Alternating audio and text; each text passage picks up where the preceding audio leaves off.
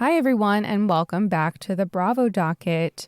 Today on our legal brief, we are going to be talking about some updates to Jen Shah's restitution in, I want to say March. There were some changes or some additional information that we learned that affects her restitution.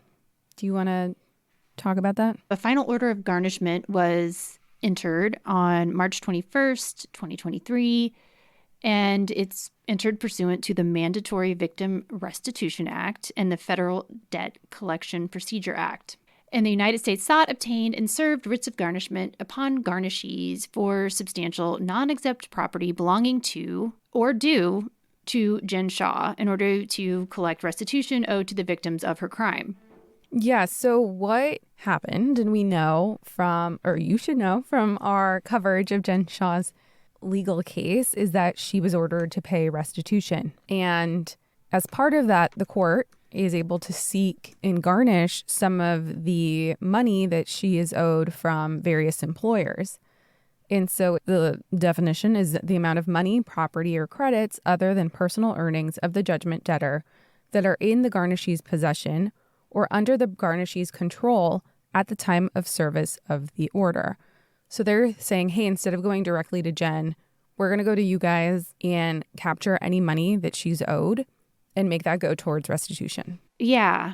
So the government can put specific orders from the court of restitution and garnishment on people that owe Jen Shah money, saying, before you pay Jen Shah, you have to pay this amount out to us. If anyone's had to deal with child support issues, it's the same type of procedure where if someone owes you child support, whatever state you live in will go and actually garnish the child support from the employer. The employer has the duty to pay whatever that is directly to the child support services, who will then give it to the person to whom it's owed. So it's the same type of procedure. And the government has the right to do that, to pay back the victims. And just so y'all know, Jen Shah also has not paid her attorney's fees. Yeah, I saw that her attorney filed to withdraw as counsel. Yes. So her attorney, who, by the way, did an excellent job for her and should be paid, seeks to withdraw as counsel because, quote, the client has failed to pay the fees and expenses owed to the firm and has thus breached her contract with the firm. It does say on March 17th, 2023, Jen Shah's defense firm sent a letter to defendant, currently incarcerated at FPC Bryan, notifying her that she is obligated to make payment pursuant to the fee agreement. In the letter, quote, we inform defendant of our intention to file the instant motion because defendant has deliberately, meaning Jen Shah, has deliberately disregarded her agreement with Chaudhry Law as to fees and expenses. The firm has a satisfactory reason for withdrawal. Hey, so this is editing Ceci, and my audio sounds a little bit different, so I apologize. But there has been a filing since we recorded this legal brief in which Jen Shah's formal counsel said that she is owed over $120,000 in attorney's fees and expenses from Jen Shah.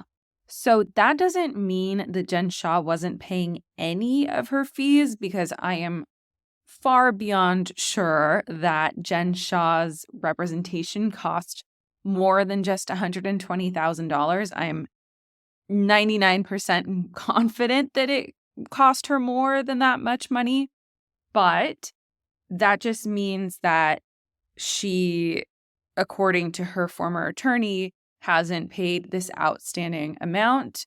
Usually people will have a retainer put in place, especially when you're not guaranteed payment. There's not a financial outcome here for Jen. There never was in her favor. It's not like it was a civil case where she was suing someone and was seeking some monetary amount. That was never the case. This was a purely criminal case where, if anything, the attorney was taking on a risk because it's a client who ended up having to pay restitution. So really unfortunate all around. If it is true right now, it's just an allegation, but that was filed just in the last week. So we'll keep our eye on it and see what happens. Well, anyway, so they sent this order for garnishment to various employers of Jen Shah's, one being Shed Media, which, as we know, is the production company for Salt Lake City. And they responded that they had $34,500 in their possession, which was money owed to Jen. When this first came out, people were like, wow, she only made that much money for the season. And it's like, no, that's how much they still have in their possession that they owe to Jen. She was making $34,500 per episode. And so that's actually more than I was expecting. Yeah. And then they have to take out the federal income tax, state income tax, blah, blah, blah. And so after that, she made around $20,294 per episode. Yeah. Yeah. But that's just the amount that they had not yet paid Jen. Right. Which was, I guess, one episode's worth of payment. Cameo, yeah, which does business as Baron App Inc., answered that it has a talent wallet into which consumers pay money for celebrities for fulfillment of orders through its online marketplace, but that the current balance in Shah's talent wallet is zero. Yeah, but that doesn't mean that she didn't make any money on Cameo. Right. That probably means that she withdrew it from the wallet. So they don't have anything in their possession to give over to the court. They also sent similar orders to NBC Universal, Warner Bros. Entertainment, and they responded that they don't have any funds for Jen Shah, so they have nothing to give over to the court. And the court ended up ordering that they would take 25% of the disposable earnings from Shed Media and that Jen would receive 75% of the earnings directly. For some reason, I still feel like that's more than I was expecting Jen Shah to get paid per episode. Don't some housewives get paid way higher, though? I wouldn't be surprised that other housewives get paid way higher, but I just feel like I'm surprised that Salt Lake City ones get paid that much. She was in 14 episodes. So if that's right, if it is per episode, before taxes, that's $483,000.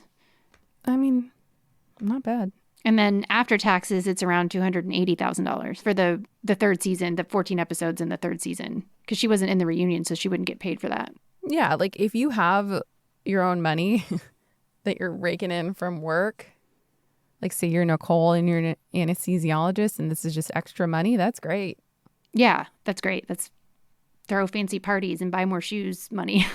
Can you speak to anything else they might do to get restitution from her? If she writes a book or does anything to try to make money from prison, for example, Teresa's book, Turning the Tables, where she kept a journal while she was in prison, and that I personally own, and I actually found it to be a very quick and engaging read. Just don't do the audiobook. Read the actual book, because Teresa reads the audiobook, and that's a lot of Teresa's voice. If she does anything like write a book or does anything else, then the government will also file the same type of thing. They'll file garnishment and liens on whatever income she makes, and whatever company that is will have to pay that out directly to the government, which will then put that in the restitution fund. All right. So that's that on Jen Shah restitution updates.